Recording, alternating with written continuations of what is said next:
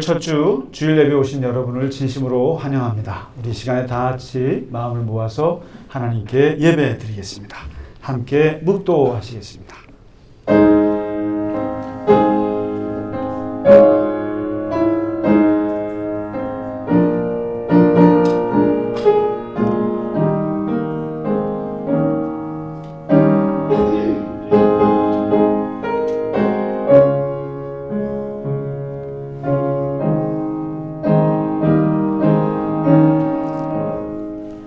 하나님이여, 주는 하늘 위에 높이 들리시며 주의 영광이 온 땅에서 높임 받으시기를 원하나이다. 주께서 사랑하시는 자들을 건지시기 위하여 우리에게 응답하사 오른손으로 구원하소서. 아멘.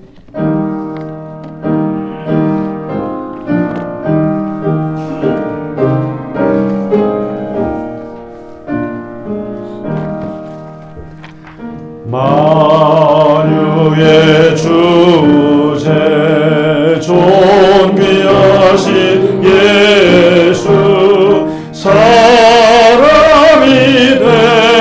되신 하나님, 나 사모하여 영원히 섬길 내 영광 되신 주로다.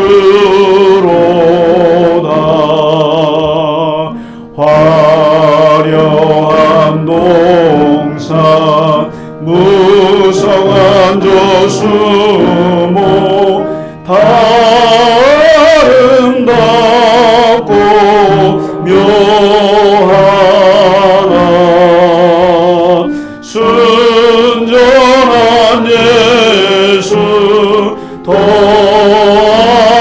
아름다워 봄 같은 기쁨 주시네.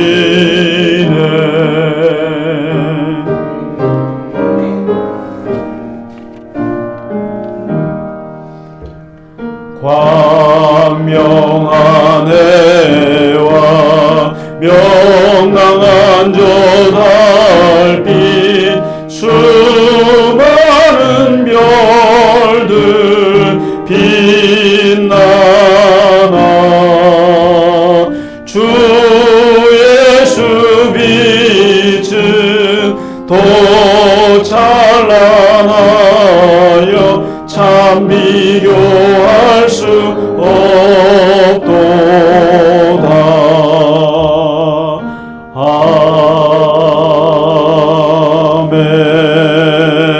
아멘. 사도신경으로 우리의 신앙을 고백하겠습니다. 나는 전능하신 아버지 하나님 천지의 창조주를 믿습니다. 나는 그의 유일하신 아들 우리 주 예수 그리스도를 믿습니다. 그는 성령으로 잉태되어 동정녀 마리아에게서 나시고 본디오 빌라도에게 고난을 받아 십자가에 못 박혀 죽으시고 장사된 지 사흘 만에 죽은 자 가운데서 다시 살아나셨으며 하늘에 오르시어 전능하신 아버지 하나님 우편에 앉아 계시다가 거기로부터 살아있는 자와 죽은 자를 심판하러 오십니다. 나는 성령을 믿으며 거룩한 공교회와 성도의 교제와 죄를 용서받는 것과 몸의 부활과 영생을 믿습니다. 아멘. 오늘의 교독문 25번 함께 교독하겠습니다. 너희 만민들아 손바닥을 치고 즐거운 소리로 하나님께 외칠지어다. 여호와께서 만민을 우리에게 나라들을 우리 발 아래에 복종하게 하시며 하나님께서 즐거운 함성 중에 올라가시며 여호와께서 나팔 소리 중에 올라가시도다.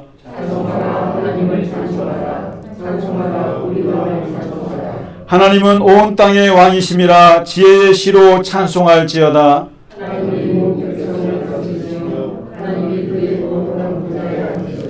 문 나라의 고관들이 모이며 아브라함의 하나님의 백성이 되도다. 세상의 모든 방패는 하나님의 것이며 그는 높임을 받으시리로다. 아멘.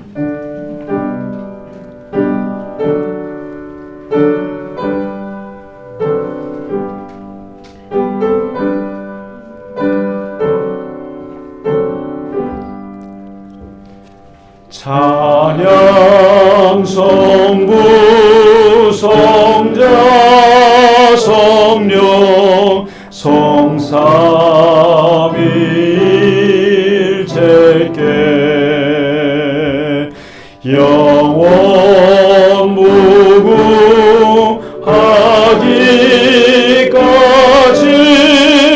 영광을 돌리세 영광을 돌리세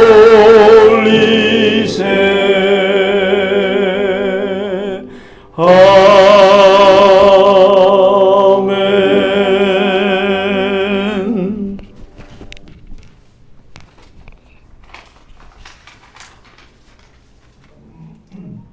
사랑과 은혜의 하나님 아버지, 어느새 6월의 첫 주 이 시간 택함을 받은 아버지 자녀들이 오직 주님만을 찬양하며 예배드립니다.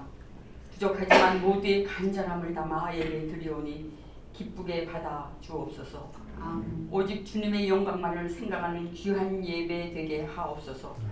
아버지, 참 좋은 계절을 맞아 주님의 온전하신 뜻을 헤아리며 더욱더 주님의 성품을 닮아가는 자녀 되게 하옵시고, 교회를 향한 주님의 마음을 헤아리며 주님의 마음에 합한 교회를 세우기 위해 온 몸과 정성을 다하여 충성하는 우리가 되기를 원하오니, 자신의 지혜와 능력을 앞세우지 않고 일마다 때마다 주님의 인도하심을 기다리며 교만함으로 주님의 마음을 아프게 하지 않는 겸손한 주님의 자녀들 되게 이끌어 주옵소서.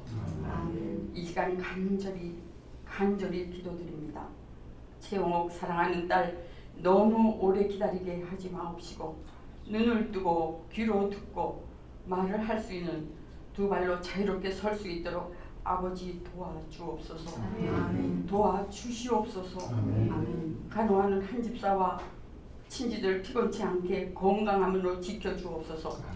이 시간 생명의 말씀을 주실 김상계 목사님께 힘과 능력을 더하시고 주님의 살아계시는 음성이 이전에 충만하게 하시고 우리 모두가 함께 드리는 찬양도 기쁘게 받아 주옵소서. 오직 주님의 영광만을 가득한 귀하고 거룩한 예배 되게 하옵시기를 우리 주 예수 그리스도 이름으로 감사하며 기도드립니다. 아멘.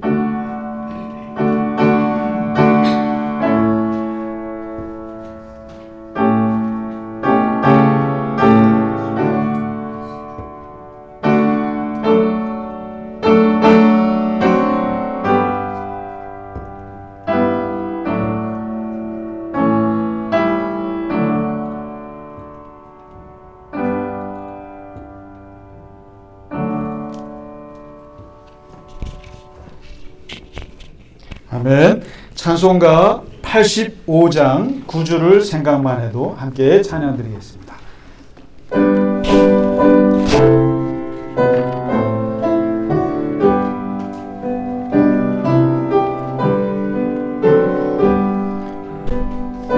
주를 생각만 해도 이렇게 좋거든.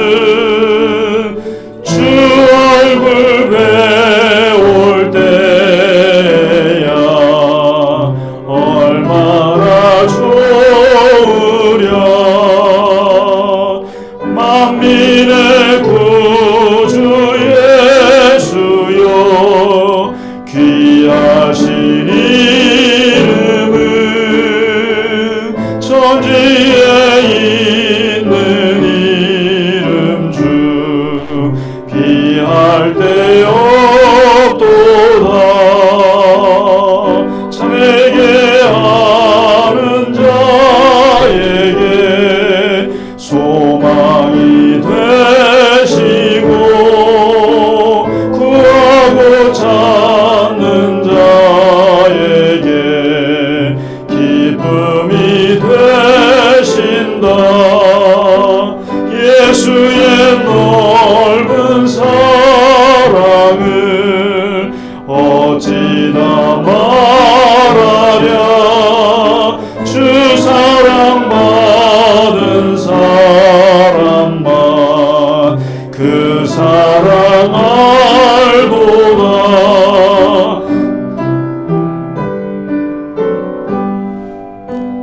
사랑의 구주 예수여 내 기쁨 되시고 이제로부터 영원히 영광이 되소서.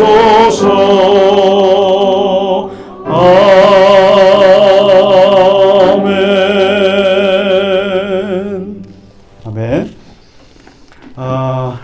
교회 소식을 몇 가지만 알려드리겠습니다. 오늘은 6월 첫 주 성찬 주일이 되겠습니다. 오늘 말씀 마치고 나서 함께 성찬에 참여하는 시간을 갖도록 하겠습니다. 네, 그리고 우리 권사님 기도 중에 말씀하셨습니다만은 최 집사님은 퇴원하셔서 지금 집에서 이제 치료를 받고 계시고요. 아무래도 병원보다는 조금 좀 여유로울 수 있겠으나 이제 깨어나시기를 계속 간절히 기도해 주시기 부탁드리겠습니다. 그리고 한 가지 아주 중요한 소식을 알려드리면 우리가 그렇습니다. 이게 참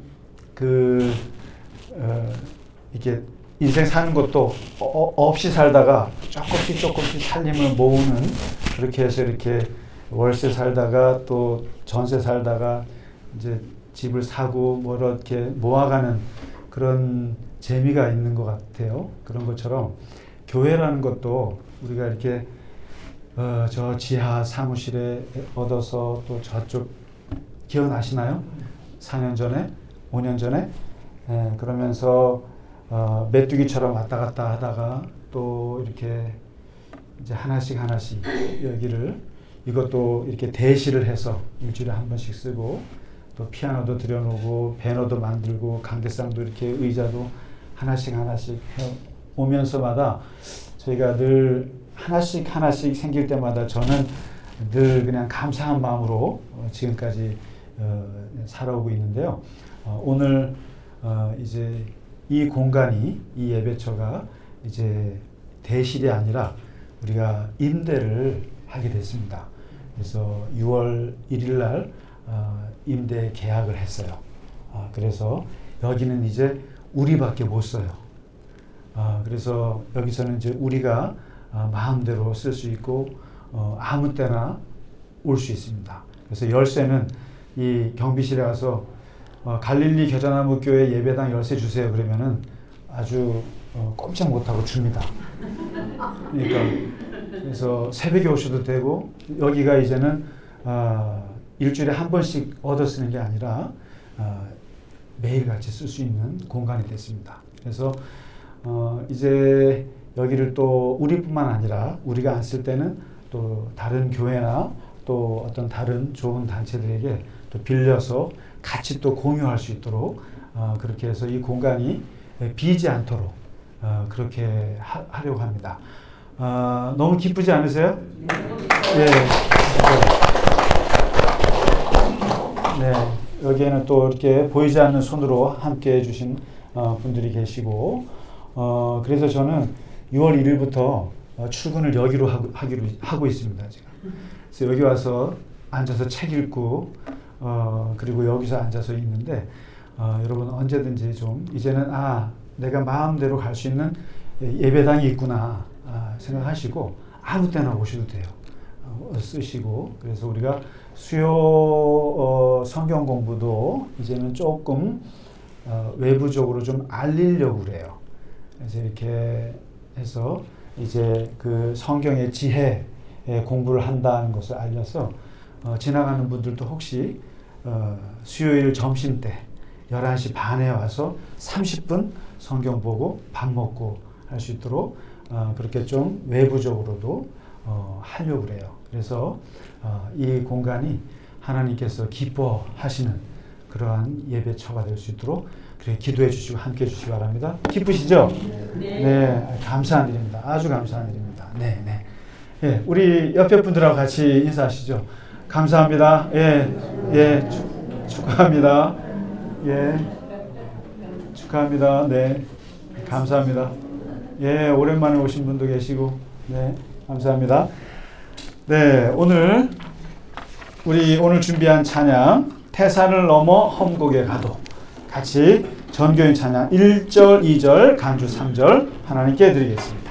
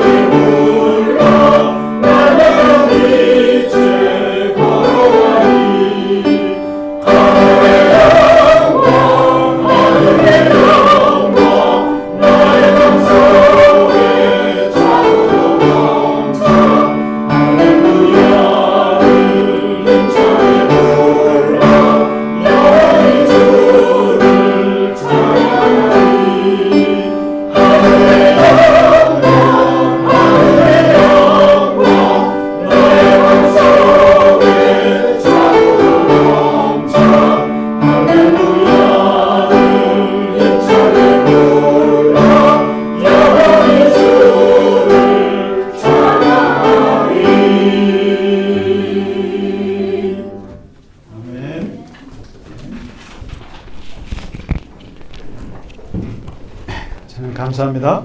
오늘 우리에게 주신 하나님 말씀은 요한복음 2장입니다. 2장 13절에서 22절까지 말씀이 되겠습니다.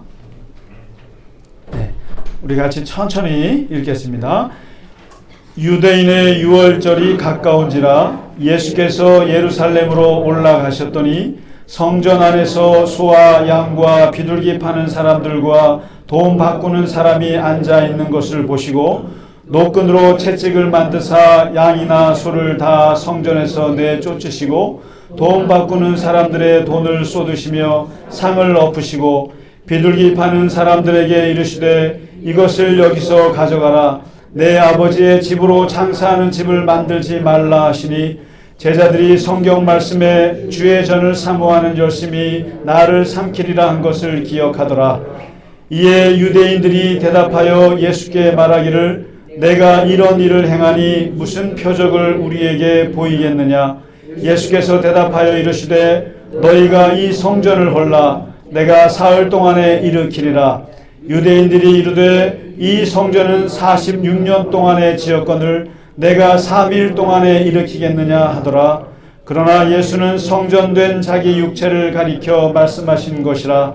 죽은 자 가운데서 살아나신 후에야 제자들이 이 말씀하신 것을 기억하고 성경과 예수께서 하신 말씀을 믿었더라. 아멘.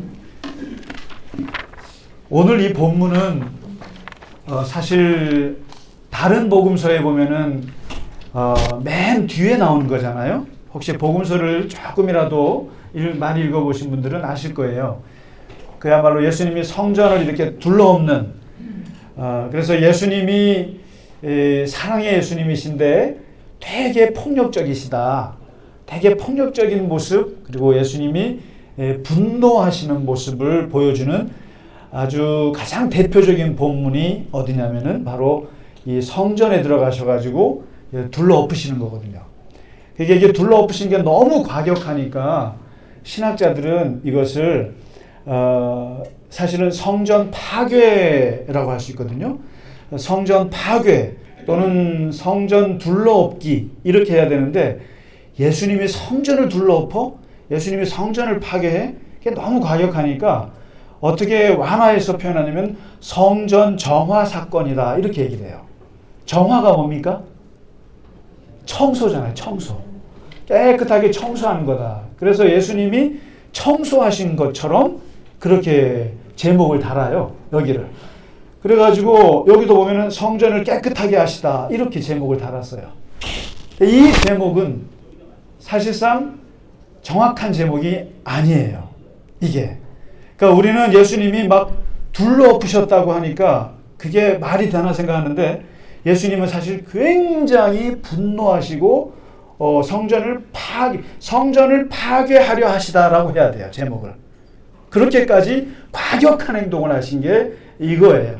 그런데 이제 우리는 자꾸만 예수님에 대한 그 좋은 이미지만 가지고 하다 보니까 신학자들이 성전을 정화하시다, 성전을 깨끗하게 하시다. 예수님이 무슨 빗자루 들고 가서 성전 청소하셨어요? 그게 아니에요. 아니라 엄청나게 파격적인 행동을 하신 건데 이게 예수님의 마지막 주간에 있었던 고난 주간에 있었던 월요일 날 있었던 거거든요. 고난 주간에. 그런데 이 요한복음은 다르긴 달라요. 너무 달라요. 요한복음은 이 본문을 바로 맨 앞으로 끌고 들어왔어요. 예수님이 2장에 지금 서론이 1장에서 끝나고 이제 세례 요한이 나오고 제자들을 6명 지금 부르고 물을 포도주로 바꾸는 요 기적 표적 하나 하시고 나서 곧바로 나온 게 성전에 들어가셔갖고 성전을 둘러엎으시는 이 얘기를 쓴다는 거예요. 왜 다른 복음서 3개는 다 인생의 마지막에 벌어졌던 건데 왜 요한복음은 맨 앞에 예수님이 사역을 본격적으로 하기도 전에 성전부터 들어가서 둘러엎으시는가? 왜 그랬을까? 이것은 이 요한복음에서는 처음부터 아주 큰 메시지를 주는 거예요. 우리가 지난주에 예수님이 물을 포도주로 바꿨잖아요. 물의 시대가 끝나고 포도주의 시대가 왔다.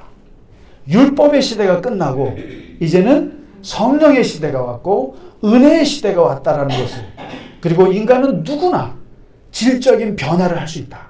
이제 보세요. 앞으로 양적인 변화가 아니라 아주 질적으로 인간이 변화될 수 있다. 이러지 않습니까? 사람들이 보통 사람은 안 변해. 사람은 안 변해라고 말하잖아요. 세상에서는. 그런데 기독교의 가장 중요한 메시지 중에 하나는 인간은 변해. 하나님이 하시면 다 변할 수 있어. 그 변화도 애벌레가 나비가 되는 것처럼 질적인 변화가 될 수 있어. 물이 포도주가 되는 거 봤지? 그래서 예수가 함께 하시면은 물이 포도주가 된 듯이 완전히 질적인 변화가 인간에게 가능해. 이걸 보여주는 메시지예요. 그리고 시대가 이제 새로운 시대가 왔다. 이걸 보여주는데 그 다음에 이어서 오늘 또 성전을 둘러엎으시는 게 나오는 이유가 뭘까? 어마어마한 메시지를 예수님께서 오늘 또 던져주시는 거예요. 요한복음에서.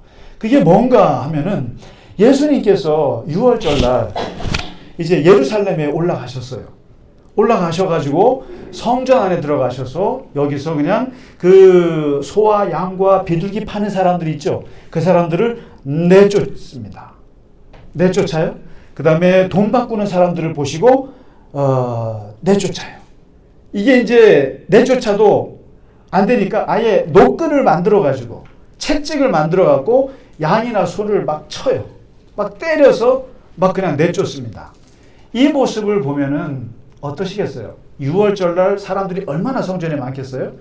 근데 거기에다가 예수님이 가셔갖고 노끈으로 채찍으로 막 소를 때리고 양을 때리고 그 다음에 이 돈 바꾸는 사람들을 막 내쫓고 그리고 파는 사람들 내쫓고 그리고 막 돈을 이게 돈이라는 게 저거예요. 이 돈 바꾸는 사람이라는 게 뭐냐면 저거예요. 그 당시에 해외 동포 800만 시대예요.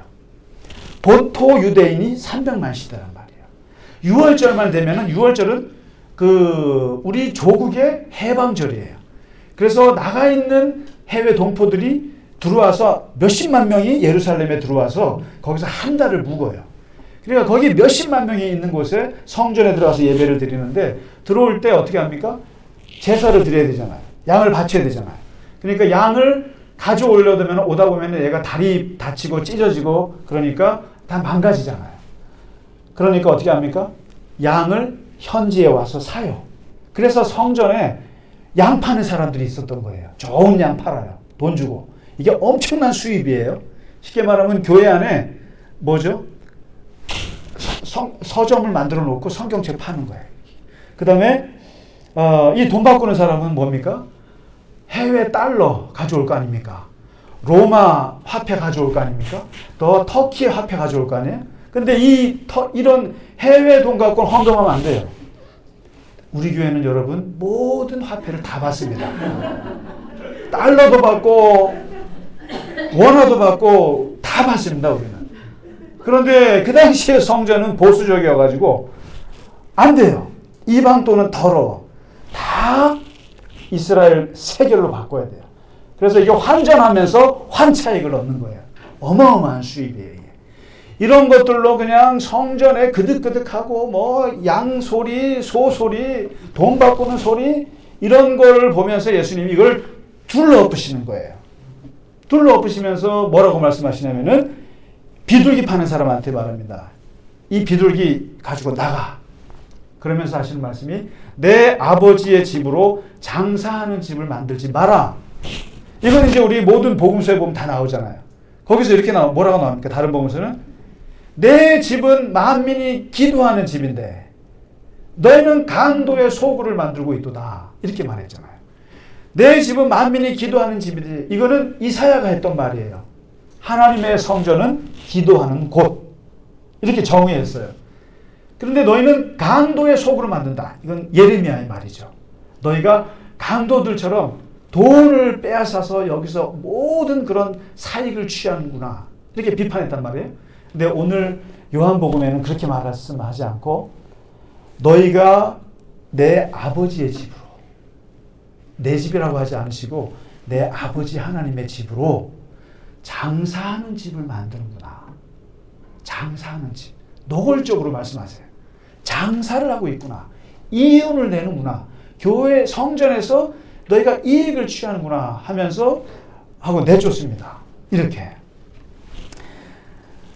이 모습을 이렇게 하시고 나서 다른 복음서에서는 이걸로만 끝나요. 그런데 오늘 요한복음은 이제 왜 예수님께서 성전을 둘러엎으셨는가 그 의미를 얘기를 해주는데 엄청나게 파격적인 말씀을 하고 있습니다. 17절에 예수님의 이 행위에 대한 요한이 평가를 해줘요. 평가를. 이건 마치 시편 69편 9절에 있는 말씀과 너무 비슷하다.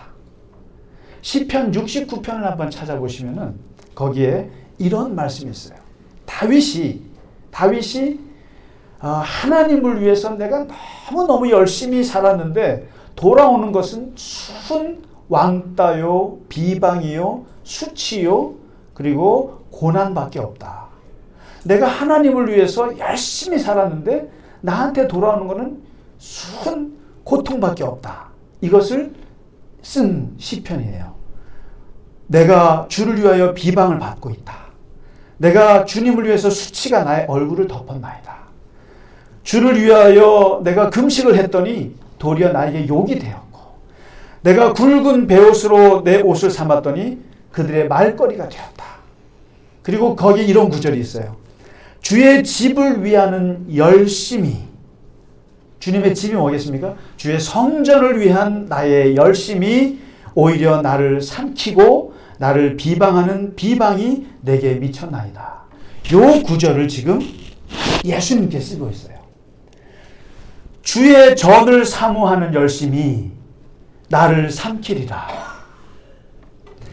오늘 예수님께서 주님의 전을 뒤집어 엎는 것은 마치 시편에서처럼 예수님은 너무나 주님의 전을 사모했다라고 하는 거예요.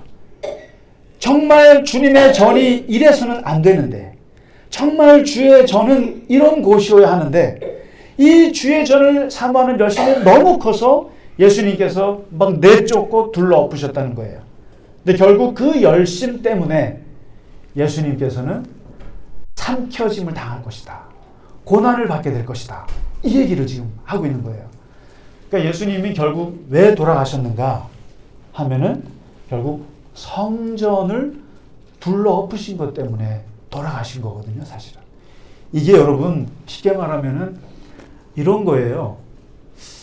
어디 뭐라 그럴까요? 우리나라에 종묘 사직 있죠? 몇백 년 동안 내려왔던 종묘 사직 가셔가지고 가서 막 둘러엎으시는 거예요. 종묘에 가가지고 그냥 거기에 제단의 위패들을 다 둘러엎고요. 그러면서 500년 조선 왕조에 그 왕들의 그 제사하는 곳을 둘러엎으셨다고 생각해 보세요. 그 사람 어떻게 되겠습니까? 끌려가는 거죠. 그런데 완전히 성전 국가였던 이스라엘에서 성전에 가서 막 둘러엎으셨다는 얘기는 이것은 사형감이죠. 신성 모독이에요. 이거 엄청난 거예요. 그러니까 주님의 전을 사모하는 이 열심이 결국 예수님을 죽게 하겠구나라는 얘기를 지금 하고 있는 거거든요. 근데 역시 18절에 보시면은 이걸 보고 유대인들이 반발을 합니다. 반발을 합니다. 네가 이런 일을 행하니 도대체 무슨 표적을 보여주려고 이런 짓을 하느냐? 무슨 사인을 우리에게 보여주려고 이런 짓을 하느냐? 하고 막 유대인들이 반발합니다. 그랬더니 예수님께서 19절에 아주 엄청난 얘기를 하세요. 이 성전을 허물어라. 이 성전을 헐라. 없애. 그러니까 이거는 이제 요한복음에만 나오는 얘기예요. 다른 복음서에서는 둘러엎고 그냥 내쫓고 이걸로 끝이에요. 그런데 오늘 요한복음에서는 한 발 더 나아가서 성전을 무너뜨려라. 헐어버려라. 내가 사흘 만에 지어줄게. 이거는 사기꾼도 보통 사기꾼이 아니죠. 이게. 어떻게 헐라 그러고는 3일 만에 지어줄게라는 말을 해요. 그런데 이 예수님의 말을 유대인들은 문자적으로 그대로 받아들인 거예요.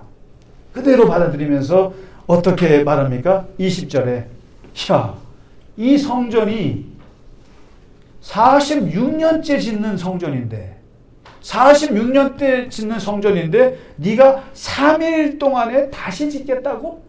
말이 되냐? 그러면 바로 여기에서 우리가 이스라엘의 성전의 역사를 한번 볼 필요가 있어요. 성전의 역사라고 하는 것은 예배의 역사예요. 예배의 역사라고 하는 것은 하나님과의 만남의 역사예요. 어떻게 내가 하나님을 만나서 하나님과 관계를 하느냐의 역사예요. 그 역사는 아브라함 때부터 시작이 돼요. 창세기에는 하나님을 어디서 만났느냐? 개인 제단에서 만났어요. 그냥 아무 때나 내가 이사 가면 거기다가 돌 쌓고 거기다가 제단을 쌓고 개인적으로 예배를 드렸어요. 개인 제단의 시대가 있었어요. 출애굽기에 가서는 모세가 개인 제단이 아니라 집단 제단을 만들었어요. 집단 제단이 뭡니까? 성막을 만들었어요. 타버나클이라고 그러죠. 그래서 이제 이동할 때마다 이 천막이 이동할 때마다 그 천막에서 하나님이 예배를 받으셨어요. 성막 시대가 있었어요. 그러다가 사사기에 가보시면은 거기에는 이제는 성소 시대가 있어요. 성소. 약간은 좀 움직이진 않아요, 이건요. 출애굽 때는 광야 시대는 계속 움직이니까 천막으로 성막 시대였는데 가나안에 정착하고 나서부터는 그래도 실로라고 하는 곳에 어느 정도 건축물을 갖추고 거기서 성소에서 예배를 드렸어요. 그렇게 했습니다. 그러다가 너무 초라하니까 솔로몬 시대에 와서 드디어 성전 시대가 와요. 7년 동안에 어마어마한 성전을 짓는데 어디다 짓습니까? 바로 예루살렘 시온산에다가 그 예루살렘 웅장한 예루살렘 성전을 짓습니다. 야, 이게 여러분 보세요. 얼마나 보기 좋겠어요. 7년 동안 쫙 지어갖고 웅장하게 지어놨으니까 그때부터 이스라엘은 모든 예배는 다 성전에서 거기서 예배를 드리면서 그냥 그 예루살렘 성전 하면은 그냥 막 거긴 하나님이 계셔요. 이렇게 하나님은 이제 성전에 계시고 성전에서 우리가 하나님을 만난다고 370년 동안을 그렇게 내려왔어요. 그러다가 바벨론이 쳐들어와서 그 성전도 무너뜨리네. 한번 무너뜨리네. 그리고는 성전 없이 지내다가 다시 포로로 갔다가 돌아와서 제 두 번째 성전을 짓습니다. 그게 이제 제2성전이에요. 느헤미야가 지었잖아요. 느헤미야, 에스라 아시잖아요. 그런 사람들이 성전을 지어놓고 이것을 제2 수룹바벨 성전이다 하고는 지었는데 옛날 성전 같지 않고 초라해요. 물론. 어쨌든 성전을 유지했어요. 유지하다가 이것마저도 시원치가 않아요. 그러다가 오늘 예수님 시대에 누가 헤롯 대왕이라고 하는 이 대왕이 건축광이에요. 이 사람이 성전을 내가 제대로 지어줄게. 솔로몬 성전보다 더 큰 걸 지어줄게 하면서 제3성전을 짓는데 바로 지금 예수님 요 때가 46년째 짓는 거예요. 지금. 어마어마하죠. 46년째 짓고 있다가 실제로 이게 AD 63년 그러니까 82년 만에 예루살렘 성전을 지어줍니다. 지어줘요. 여러분 스페인에 가시면 무슨 성당이 있나요? 가우디의 사그라다 파밀리아라고 아세요? 예, 그게 지금 몇 년째 지어지고 있습니까? 141년째 짓고 있죠. 그게 높이 172m 그걸 지금 짓고 있는데 아마 그게 세계 최장일 거예요. 그런데 아마 그 다음으로 오랫동안 지은 게 아마 이 헤롯 성전이에요. 바로 예수님께서 지금 허러라라고 하는 이게 46년 때 진행되고 있는 헤롯 성전이란 말이죠. 예루살렘 성전. 이 성전인데 근데 놀라운 것은 이게요. 82년 만에 지어놓고 7년 만에 또 무너져요. 웃기죠. AD 63년에 완공이 돼요. 그런데 AD 70년에 완전히 로마 장군 디도가 와서 불사질러 버려요. 다 없애버립니다. 그 이후로 이스라엘에는 성전이라는 게 없어져요. 다 없어집니다. 없어지고 2000년 동안 지금까지도 성전 없는 시대를 살고 있어요.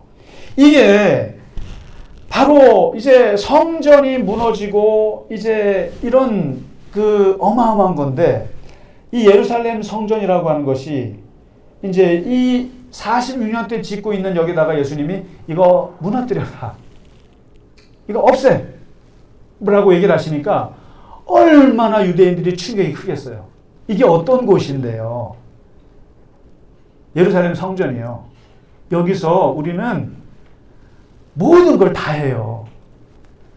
우리는 요즘에 교회라고 하는 것은 예배 드리고 말씀 보고 기도하고 뭐 요 정도 종교적 기능만 수행하지만은 옛날에 성전이라고 하는 것은 그 사회의 중심 중에 중심이에요. 정치의 중심, 경제의 중심, 종교의 중심, 문화의 중심이 어디입니까? 예루살렘 성전입니다.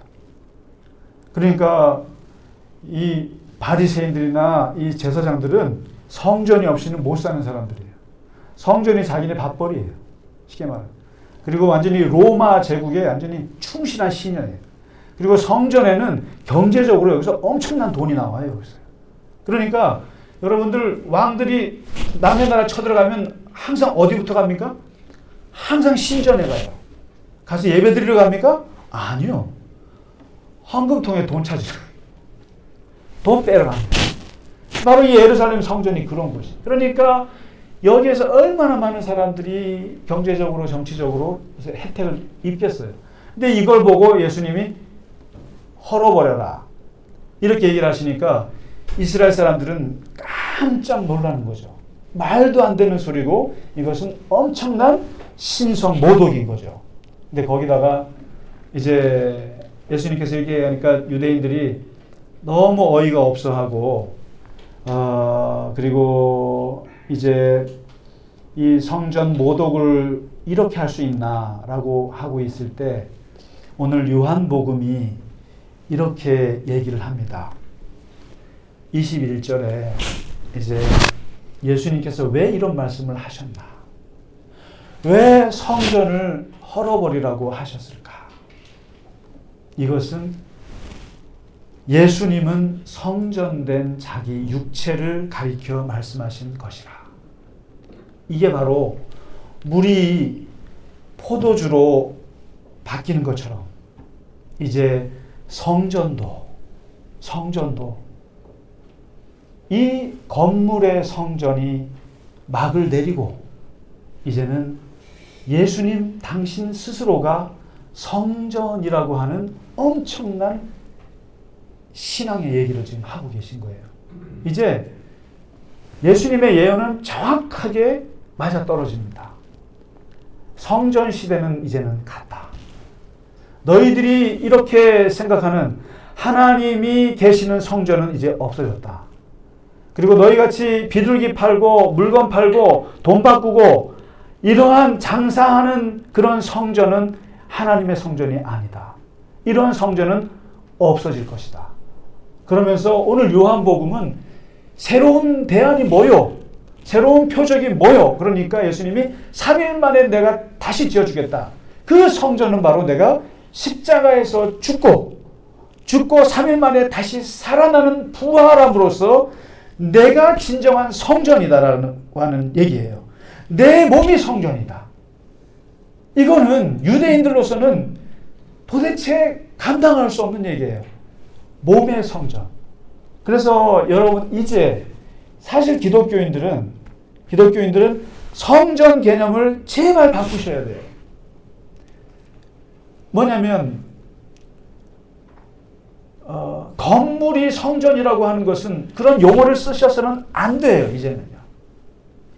우리는 너무나 구약의 세례를 너무나 받았어요. 그리고 솔직히 말씀드리면 고백하자면 목사 입장에서 이 사제들의 입장에서 볼 때는 건물이 성전이 있으면은 좋습니다. 그래서 많은 목회자들이 교회를 예배당을 지을 때 항상 성전 건축이라고 해요. 그럼 성전 건축이라고 하면은 헌금도 잘 들어와요. 그리고 마치 예루살렘 성전 하면서 그렇게 해서 크게 교회를 짓고 나서 여기는 예루살렘 성전, 여기는 바울 성전, 여기는 무슨 갈릴리 성전, 모든 예배실 이름을 다 성전 한단 말이에요. 그렇게 해가지고 하면은 사람들이 나는 성전 짓는데 헌금 낼 거야. 여러분 교육관 지을 때 헌금 내는 게 더 보람되세요? 성전 지을 때 헌금 내는 게 보람되세요? 성전이란 말이 더 와닿는단 말이에요. 하나님이 계신 곳에 내가 돈을 드리는 게 훨씬 더 그러니까. 근데 무슨 수양관 짓는다 그러면 헌금이 점점 떨어져요. 그러니까 그것을 목사들이 이용해요. 성전 건축한다. 무슨 성전을 건축해요? 성전은 구약에 오늘 예수님의 선언으로서 끝나는 거예요. 건물로서의 성전은 없어졌어요. 저는 솔직히 말씀드리면 개인적으로는 이렇게 성전이라는 말을 썼으면 좋겠어요. 저는 사실 이 사그라다 파밀리아 이름도 참 어렵네요. 이런 성당에 한번 가보고 싶고 저는 사실 우리 예배처 이 공간에도 정말 성당처럼 좀 그렇게 가꿨으면 하는 저는 개인적으로는 그래요. 그리고 아주 이렇게 높은 천장에 소리도 좀 우아하게 나오는 그런 성당 같은 게 좀 부러울 때가 많아요. 개인적으로는 그래요. 진짜로. 그래서 의자도 말이죠. 좀 그런 예배 이렇게 좀 그런 걸로 하면 너무 좋겠다. 그런 게 있어요. 그럼에도 불구하고 저는 기독교 목사로서 분명하게 말씀드립니다마는 성전은 없어졌어요. 건물이 성전인 시대는 갔어요. 그러면 예수님이 어떤 시대를 지금 얘기하시나? 내 몸이 성전인 시대를 선포하시는 거예요, 지금. 성전은 예루살렘이라고 하는 시온산 위에 있는 건물에 하나님이 계시는 것이 아니라 하나님은 예수 그리스도의 몸 안에 들어와 계신다. 이 얘기를 먼저 오늘 하시는 거예요. 내가 성전이다. 내가 성전이다. 내가 성전이고 이 성전은 내가 고난을 받아서 죽고 나서 부활함으로써 완성되는 것이다. 그러니까요. 기독교인의 성전은 어떻게 말씀하셔야 되냐면은 성전은 예수님이에요. 예수님이에요. 그리고 예수님께서 이 자기가 성전이라고 하는 말씀을 하시고 나서 그 제자들이 어떻게 이어가는가 보세요. 스데반이 최초의 순교자인데 스데반이 예수님의 이 성전을 허물라. 건물인 성전을 허물고 내 몸의 성전을 믿으라라고 말씀하신 그것을 이어받아서 스데반이 뭐라고 말합니까? 그 사람들 앞에서 지극히 높으신 하나님은 손으로 지은 곳에 계시지 않는다. 아무리 사람들이 손으로 잘 지어도 성당을 잘 지어도 성전을 잘 지어도 하나님은 거기에 매이지 않으신다. 이게 스데반의 말이에요. 너희가 나를 위하여 무슨 집을 짓겠으며 나의 안식할 처소가 어디냐. 너희가 나를 위해서 무슨 집을 짓는다고 그렇게 사그라다 파밀리아 성당 140년째 짓는다고 한들 저는 물론 가볼 거예요. 거기에 가볼 거예요. 그러나 그렇게 짓는다고 한들 하나님이 여기 계시냐? 아니라는 거예요. 안 계신다라는 거예요.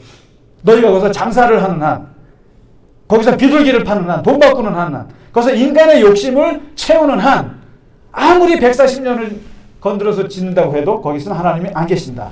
이 모든 것이 다 내 손으로 지은 것이 아니냐. 집 지어줄 필요 없어. 내가 다 짓는 거야.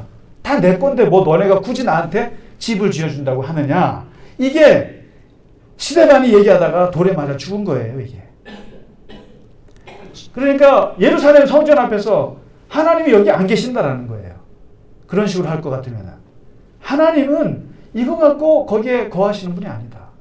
그러다가 돌에 맞았단 말이에요. 그리고 이것을 이어받아서 사도 바울이 어떻게 말하냐면은 이게 기독교의 성전관이에요. 너희는 너희가 하나님의 성전인 것을 모르느냐. 너희가 하나님의 성령이 너희 안에 계시는 것을 알지 못하느냐. 뭡니까? 너희 몸 자체가 하나님의 성전이다라는 거예요. 엄청나게 파격적인 얘기예요. 이제 요한복음에서는 예수님이 내가 성전이야 라고 얘기하셨어요. 그랬더니 바울이 뭐라 그래요? 나도 성전이야 라고 하는 거예요. 지금 나도 성전이고 너도 성전이라는 거예요. 그러면 성전이 뭐 하는 곳이냐? 성령이 임하는 곳이 성전이라는 거예요. 그러면 갈릴리 겨자나무 교회는 뭐냐? 30개의 성전들이 세상에서 살다가 주일만 되면 그 성전들이 모여서 예배하는 곳이 갈릴리 겨자나무 교회 예배당이에요. 여기가. 여기 예배처에. 여기는 성전이 아닙니다. 성전은 나예요. 나. 내 몸이 성전이고 그래서 우리가 예루살렘 성전을 귀하게 생각하듯이 사람이 성전이라는 거예요. 이제 보세요. 예수님이 건물의 성전은 같다. 내가 성전이다. 그 다음에 바울이 뭐라 그래요? 나도 성전이다. 그럼 우리 뭐라 그럽니까? 우리는 뭐라고 할 수 있어요? 나도 성전이다 이거예요. 나도 성전이다. 내 몸이 성전이다. 내 몸이 성전이다. 그 다음에 한 발자국 더 나가야 되는 거예요. 왜냐면 너도 성전이다라는 거예요. 이게 기독교의 위대한 사상이에요. 뭐예요? 기독교의 위대한 윤리예요. 너도 성전이다. 이게 무슨 말입니까? 사람이 성전이에요. 누가 뭐라 그래도 기독교는 배타적일 수가 없어요. 사람을 놓고 아무리 그 사람이 어떠한 사람이라 할지라도 그 사람을 놓고 우리는 눈 자체가 저 사람도 성전이야. 이런 눈일 수밖에 없어요. 저 사람도 성전. 그러니까 거기에 뭡니까? 하나님이 계셔. 다른 말로 하면은 저 사람도 하나님의 형상이야. 그래서 어떤 목사님이 이렇게 얘기하더라고요. 다 하나님의 작품이지.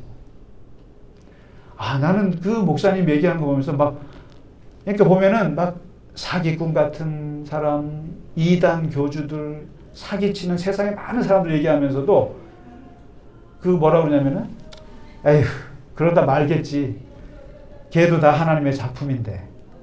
이게 바로 뭐냐면 이 기독교인들이 갖고 있는 사람에 대한 큰 관념이에요. 너도 하나님의 성전이기 때문에 내가 너를 존중한다 이거죠.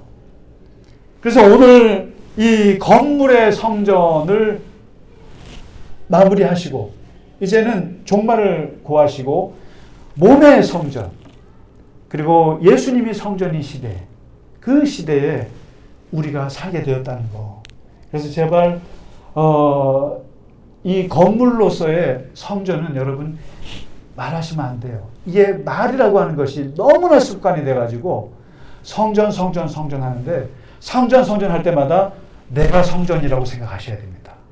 내가 성전이에요. 내 몸이 성전이고 내 마음이 성전이에요. 내 마음에 하나님이 계시면 그게 성전이에요.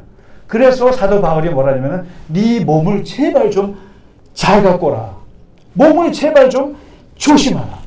몸을 아주 잘 돌보라. 왜냐하면 네 몸이 아니기 때문에 하나님의 성전이기 때문에 이 몸이 하나님이 성령이 거하는 곳이기 때문에 잘 챙겨라라고 얘기하고 있습니다. 우리 모두는 하나님의 성전인 줄로 믿습니다. 우리 함께 이 시간에 성전 되신 예수님께서 오늘 또한 성전인 우리들에게 함께 하시는 성찬의 시간을 함께 갖도록 하겠습니다.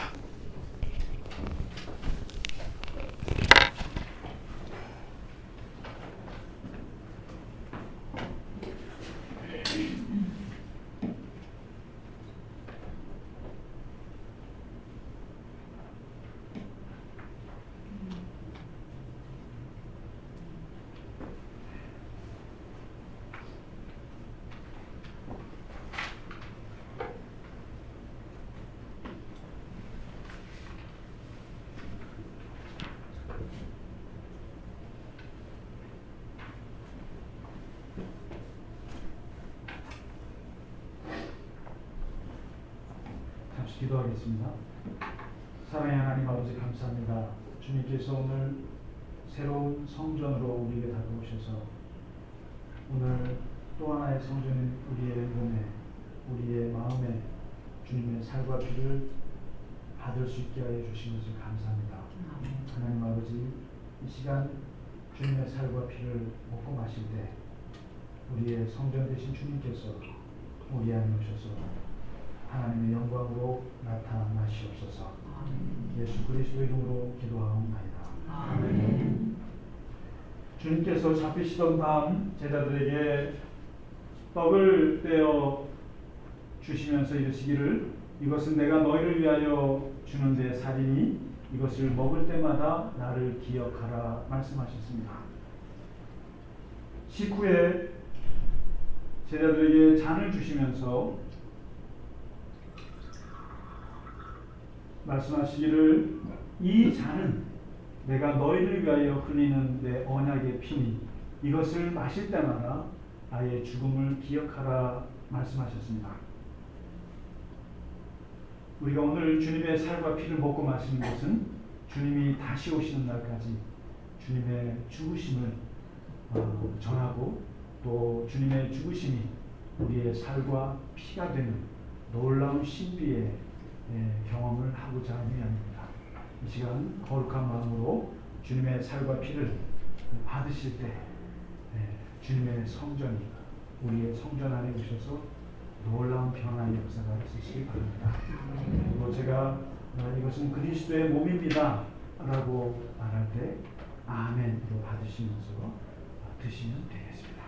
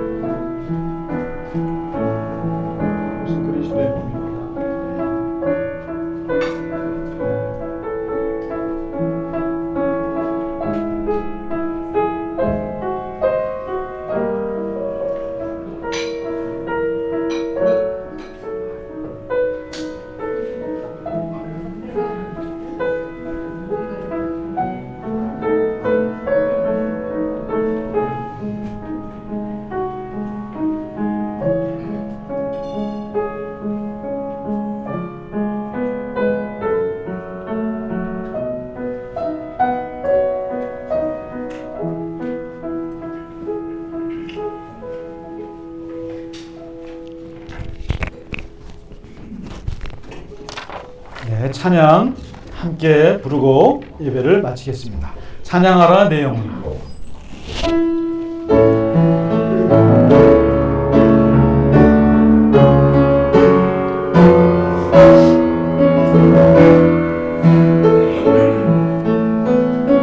찬양하라 내 영혼아, 찬양하라 내 영혼아, 내 속에 있는 것들아 다 찬양하라.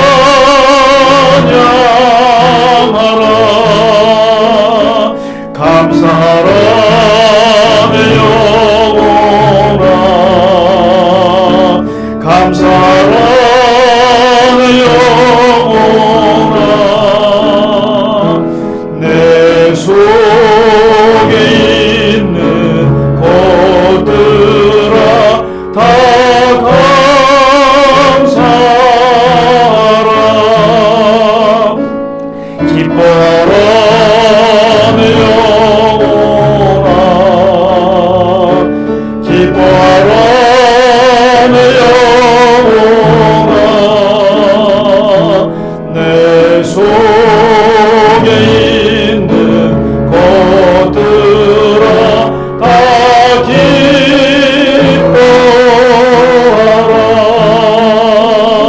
송축하라 내 영혼아,